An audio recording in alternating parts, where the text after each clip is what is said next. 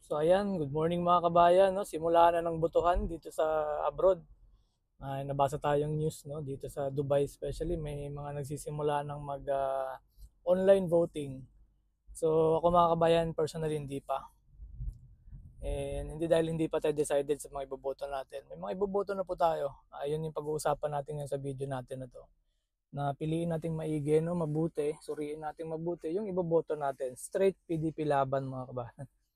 Wala nang suri-suri, di ba? Hindi, joke lang. Ibig ko sabihin dito mga kabayan, kailangan nating pag-isipang mabuti yung mga iboboto natin, di ba? Simple lang naman yan kung paano mo i-consider kung sino yung iboboto mo. Makikita mo naman yan sa performance ng mga kandidato ngayon and sa background nila, no? Sa mga pinanggalingan nila, kung ay mga dating experience nila, di ba? Simplehan nyo na lang mga kabayan. Wag na tayong lalo na sa mga senador, no, sa Senate, kasi napaka-importante, napakahalaga ng role ng mga yan, ng mga kandidato na iboboto natin diyan sa Senado. Napaka-importante mga kabayan, titingnan mo na yung track record ng mga kandidato na yan. Kung yung mga kandidato na yan, yung mga luma na, mga paulit-ulit na, pabalik-balik na dyan sa politika, huwag yun na iboto mga kabayan, kasi sa atin ang gusto natin pagbabago. So kung ang goal natin ay pagbabago, pumili tayo ng mga bagong kandidato. So ganoon naman ang demokrasya Yan naman yung umiiral na sistema ng bansa natin. So pumili tayo ng mga bago na alam natin na mga katulong. Tingnan niyo yung mga track record ng mga bagong kandidato ngayon mga kabayan. Kasi meron diyan bago nga pero may mga background, may mga bad backgrounds naman, di ba? So lagi nyo talagang gagamitin yung mag-check tayo lagi. I-check natin palagi kung pagdating sa kandidatong iboboto natin, ito ba ay magtatrabaho talaga o ito ba ay may gagawin. Kasi ako sa akin lang mga kabayan dati, minsan bumoboto ako ng mga kandidato na mga luma na, matatagal, mga veterano akong tawagin. Pero tinitingnan ko yung mga track record niyan. For example, si Senator Ping. Si Senator Ping, actually isa yan sa mga pinagpipilian ko before nung bumubotong presidente. Kasi gusto ko yung naging track record ni Senator Ping. Unang-una, naging PNP chief siya. And talagang masasabi ko talaga na meron din siyang kamay na bakal. No? Not in a bad ways, kasi sa totoo lang mga kabayan, sa panahon natin ngayon, dapat talaga yung mga namumuno sa bansa natin, katulad ng mga karakas ni Pangulong Duterte. Hindi na magpapaligoy-ligoy pa mga kabayan. Kaya malaking bagay yan na kung sino man yung ini-endorse ni Pangulong Duterte, iboto natin. Kaso mo nga lang kasi kulang no. Kasi kaya nga Duterte, di ba? Duterte. So, straight nyo na po yung Duterte, tapos pili po tayo ng dalawang pampuno.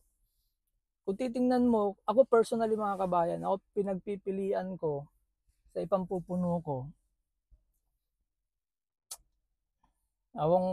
Pero hindi pa ito official sa akin mga kabayan kung talagang iboboto ko sila. Tinitingnan ko pa rin si sikreto na lang muna. Joke lang. Tinitingnan ko kasi mayroong bagong in-endorse si Sara Duterte.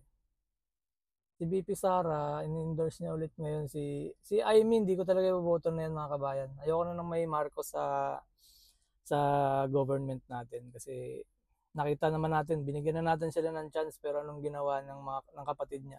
Kahit sabihin natin na iba yung kapatid, iba sa isang kapatid, iba yung magulang, iba yung anak. Pero hindi kasi talagang hanggat nandyan sila talagang binigyan na natin ng chance pero sinira pa nila lalo. So yun lang ang sa akin dyan kay Amy Marcos.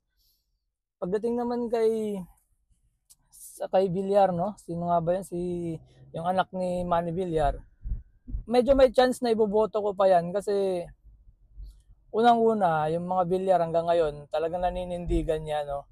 Hindi man nila talaga vocal sila sa pagsusupport, papapakita ng suporta kay Pangulong Duterte. Pero yung babaeng Villar, no, yung matandang Villar, talagang nagsasalita talaga siya about sa mga irregularities, lalo na nakulong si Pangulong Duterte, yung sa impeachment ni VP Sara. So, may ano rin sa akin, medyo may chance pa sa akin na iboto yan si Camille Villar. Ngayon, yung isa, pinag-iisipan ko kung, kasi actually idol ko talaga si Pangulo tuloy. Si Senator Ping. Kasi gusto ko yung mga ideology niya. Yung mga, alam ko na, may isa na ako. Hindi ko alam kung kasama na sa Duterte si Gringo nasan. Paki-comment nga dyan mga kabayan. Kung kasama na si Gringo sa ano. Kung kasama na si Gringo, ang idadagdag ko pa dyan, pwedeng si Ping. Pwede pa rin si Ping Lacson. Um, sabihin na natin ngayon na nandun siya sa alyansa. Ang di ko lang maintindihan kasi dun sa mga kandidato sa alyansa. Mga dating kalaban ni Marcos, mga dating galit, ang daming sinasabi. Alam mo yon, yung dignidad, yung prinsipyo, parang nawala nung nakasumama sila sa alyansa. Kasi ang dahilan nila nandun yung makinarya. Ito hindi ko maintindihan. Alin ba ang makinarya? Ano ba ang makinarya? 'Di ba? Kung talagang gusto mo talagang tumulong sa mga kababayan mo, yun naman ang purpose mo, bakit ka kumatakbong kandidato. Huwag mong gawing dahilan na kaya ka dito sumapi o kaya ka dito sumama sa alyansa o kung ano man is because sa makinarya. Kasi minsan hindi ko na rin maisip ano ba yung makinarya na yan. Yung makinarya na yan is makinarya ba na dahil admin sila? May advantage? O pwede. O dahil nasa kapangyarihan sila, pwede silang may gawin na alam mo talaga na ikapapanalo mo. Yung sigurado na yung panalo mo kahit hindi ka na mag-effort. So sayang yung pagtakbo mo, di ba? Kung ganun lang yung dahilan mo na bakit ka sumama sa alyansa, bakit ka sumama sa administrasyon. Kahit dati binabanatan mo si Pacquiao, di ba? Yung mga kalaban mo sa ano dati, nagkasama-sama diyan. Isipin mo na lang kabayan ito lang, hindi ko lang sa sinisiraan ko sila. Base lang to sa pagkakaalam ko o alam ko sa mga track record ng mga tumatakbo dyan sa alyansa. Nandyan yung Binay, nandyan ang Cayetano. Ano bang background ng Binay at Cayetano? Di ba hanggang ngayon yung nag-aaway sila dyan sa Taguig tsaka sa Makati? Hindi naman magkasundo yan Ba't nandyan sa alyansa? Dahil sa politika. Alam mo yon, gagawin mo ang lahat para manalo ka. So ibig sabihin, kahit alam mo na kapalit na nito, kahit kainin mo na yung pride mo, lunukin mo na yung pride mo, basta mahalaga nandyan ka sa alam mong sa feeling mo malakas kasi nandyan ang makinarya is sa akin is medyo negative yun kasi unang-una pagsisilbihan mo taong bayan. Pero kung ang gagawin mong dahilan kung bakit ka tumatakbo at sumama dyan sa grupo kung ano man inaaniban mong sinasamahan mong partido, magkakaroon ka kasi, alam mo mga kabayan, magkakaroon ka ng bagahe. Yun sinasabi ni Pangulong Duterte dati. Delikado yan si Marcos, maraming bagahe yan. Ano ibig sabihin ng bagahe? Maraming sumusuporta na nag-aabang o nag-aantay. Siyempre, nag-aantayan ng mga kapalit. Diba? May mga personal interest. So, maaaring ganun din yan. Kaya sinasabi nila, ang makinarya na sinasabi nila, budget. Maaari, malaking bagay ang budget kasi nasa kapangyarihan sila yung nasa administrasyon 'di ba? And at the same time, marami din yung mga mayayaman na nagpa-fund. Sabi ko nga, lahat yan kung sino man yung mga nagpa-fund diyan is may mga personal interest yan. No? Either may mga negosyo yan, 'di ba? Either may mga kontrata yan. Pero ang sa akin mga kabayan, kung pumasok sila diyan sa alyansa dahil sa makinarya, wag niyo na silang iboto. Kasi darating ang panahon mga kabayan, mas pipiliin nila kung sino yung taong tumulong sa kanila na maluklok sila dyan o manalo sila sa pwesto na tinatakbuhan nila. Ganun lang kasimple mga kabayan, huwag nyo nang pahirapan yung mga sarili nyo. Kahit ba magsayaw-sayaw nung kung ano-ano yan dyan, i-entertain ko ng i-entertain. Hindi naman tayo magboboto ng mga entertainer Kailangan natin ng mga mambabatas, kailangan natin ng mga may prinsipyong politiko. Kasi pagka nanalo naman ng mga hindi naman yan magbubudots, hindi naman yan sasayaw lang sa Senado o kung saan man sa mga pwesto nila. Magtatrabaho yan, maglilingkod yan sa taong bayan. Pero dahil yung mga ginagawa nilang reason ngayon ay makinarya, ibig sabihin, iisa lang ang paglilingkuran nila yan pagdating ng panahon. Kahit may makita na silang mali, may makikita na silang hindi tama o hindi kaaya-aya sa mga ginagawa ng administrasyon, hindi sila magsasalita, di ba? Hindi sila lalaban. So, yun nga yung pinag-iisipan ko kung doon ba ako sa alyansa ba ako, magboboto ba ako ng isa sa alyansa, si Senator Ping, or magche-check pa ako ng iba pang kandidato, no? Na makikita ko na ayos naman, maganda yung track record kahit bago pa, no? Bago pa lang sa Senado. Pero sa akin, solid na po tayo, no, Duterte, no? Kung ano man yung inendorso ni Pangulong Duterte, solid na po tayo doon, mga kabayan. Kasi ito yung magbe-break ng ano, 'di ba? Ah, sabi nga natin ngayon sa Senado is that it's a numbers game, no? Hindi lang yan tungkol sa impeachment ni VP Sara, eh. Tungkol pa po yan, mga kabayan, sa mga future issues na nakaharapin ng ating bansa. 'Di ba? Mga irregularities, yung mga gagawing kalokohan ng gobyerno. At least, mga kabayan, kung merong iba na umu-oppose, kaya nga may dapat opposition, eh. Minsan ngayon kasi yung nagsasabing opposition, hindi naman opposition, eh. May mga personal interest. Ngayon, nangyayari na lang talaga dyan, hindi na opposition administration. Pro and anti-Duterte na lang, di ba? Pag anti-Duterte ka, feeling mo, nandun ka sa, ano, sa opposition, di ba? Kasi ang ino-oppose mo, hindi yung presidente, yung administrasyon, eh. Ino-oppose mo yung dating presidente, inuusig niya pa rin yung mga pamilya ng Duterte, di ba? So, ewan ko, sa akin, mga kabayan, ha, ngayon kailangan natin talaga ng oposisyon na masasabi, yung maisog, di ba, na talagang harap at magsasalita at boboses pag may mga nangyayaring kalokohan dyan sa gobyerno. Di ba? Yun yung gusto natin, na mayroong labanan, di ba? Nung panahon ni mga tipong katulad ng panahon ni Senator Miriam, no? Defensor Santiago, grabe. Isipin nyo na lang, mga kabayan, no? Ngayon, medyo hindi ko alam, mga kabayan, pero kulang, eh. May kailangan talagang pumuno sa Senado para talagang masabi na independent sila.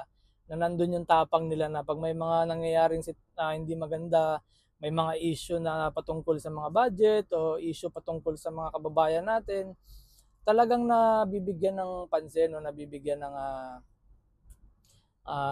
masasabi natin hustisya, di ba? So ito lang sa akin, mga kabayan, no, sa pagpili mo ng kandidato ngayon, especially pagdating sa Senado, piliin nyo na yung bago. Piliin na natin ang mga suporta ni Pangulong Duterte. At dun sa dalawang pupunuin natin, mga kabayan, piliin nyo din kung ano sa tingin nyo. I-research nyo, di ba? Kanya-kanya naman tayo, eh. Hindi naman tayo dito na, ito gawin mo, ha? Gawin mo to, ito yung boto mo. Huwag po kayong basta sumunod lang ng sumunod. So, nasa inyo po yan. Kung gusto nyo ng iboto ang Duterte, yung sinusuporta ni Pang Duterte, nasa inyo yan. Kung hindi naman, nasa inyo din yan, di ba? Kasi sa bandang huli, tayo rin naman yung may kinabang o tayo rin naman yung mahihirapan, eh. Di ba? Kung tama o mali yung binoto natin, malalaman lang natin yan once na iluklok na natin yung mga yan. Kaya nga ngayon, ang pinaka-the best natin gawin ay mag-research po tayo, no? Mag-background check nga, sinasabi natin. Gamitin natin yung pagiging keyboard warriors natin dyan. Gamitin natin yung keyboard sa pag-research, no? Ng mga background ng mga kandidatong tumatakbo ngayon. Kasi yun na nga, gaya nga ng sinabi ko, mga kabayan, sino man ang umupo dyan, tayo lang ang maikinabang, tayo rin ang maikinabang. At kung hindi naman maganda ang magawa niyan, tayo din naman yung mahihirapan. So, ngayon naman, pagdating sa mga local, no, sa mayor, sa congressman, sa governor, simple lang, mga kabayan. Kung napakatagal na ng mayor nyo, kung wala pa rin kayo nakikitang progreso sa mga lugar ninyo, wag na iboto, hanap kayo ng bago kung sino yung bagong tatakbo. Di ba? Ganun lang. Ganun din pagdating sa governor, pagdating sa congressman. Kung yan, napakatagal na niyan sa serbisyo at wala naman nangyayari. Kung titingnan nyo, dati, nagta-tricycle lang to. Ngayon, ang lalaki na ng mga hasyenda, di ba? Mga hasyendero na, mga mayabang na. Makakala mo, sila na yung Panginoon ng mga constituent nila, kung pinasasakupan nila, huwag nyo na iboto, di ba? Hindi dahil bibigyan kayo ng pera, sabi nga, tanggapin nyo. Which is, nangyayari yan talaga ngayon, mag-aabot ng pera. Dati pa naman, meron na yan. Pero, meron pa rin kayong karapatan na huwag silang iboto, di ba? So, choice pa rin natin lagi pagdating sa pagpili ng ating mga kandidato. Kasi sa ngayon, lagi nilang sinasabi, kayo ang boss namin, kayo ang dahilan kung ba't kami nandito, pagsisilbihan namin kayo. Pagdating ng panahon, dumating na sila sa mga pwesto nila, personal interest lang din naman pala nila yung mga pinag-aatupag nila, di ba? So, yun lang sa akin, mga kabayan, na talagang galingan natin sa pagpili, huwag tayo magpadala sa pera. Hindi ibig sabihin na maraming perang pinamimigayan, kaya na nang baguhin yung buhay mo, di ba? Gagampanan niya na talaga yung trabaho niya. Simple na lang yung mga kababayan, yung kung sino may laking investment, siya lang yung nag-aabang ng mas malaking ROI. Ano ba yung ROI? Return of investment. Ano ibig ko sabihin? Kung malaki ang ginastos niyan sa pangangampanya, namumudmud ng pera o kung ano man, sigurado mga kabayan, may personal interest yan, babawiin niya lahat yan. Sino ba namang baliw gagastos ng milyon-milyon para lang magsilbi sa tao? Psh, 'di ba? Mas maniniwala pa ako pag nagsabi yung isang tao na walang budget pero tumatakbo kasi gusto niya talagang maglingkod sa tao, maglingkod sa taong bayan.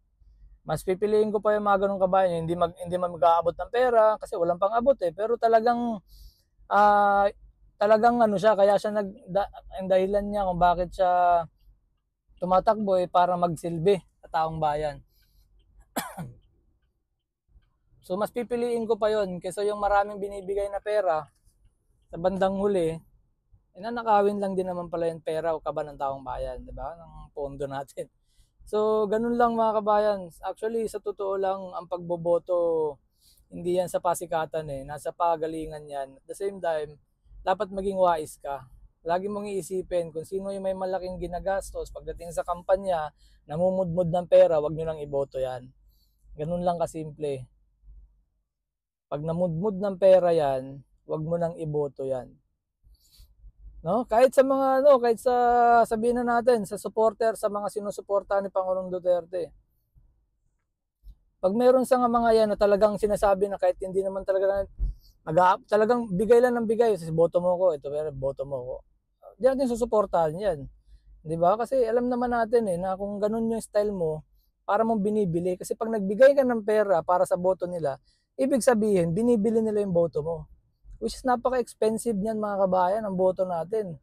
'Di ba? Kaya wag niyong ipagbilian kasi ang kapalit niyan yung 6 na taon, 3 taon. 'Di ba? Na future ng ating bansa. Mangyayari sa bansa natin. So maging wais mga kabayan, ganun ang gawin niyo, i-educate niyo yung mga kababayan, mga kamag-anak natin, pamilya natin sa Pilipinas, especially mga magulang natin, 'di ba? Yung mga tiyuhin natin, mga pinsan, kamag-anak, na hindi dahil inabutan kayo, ay iboboto nyo na.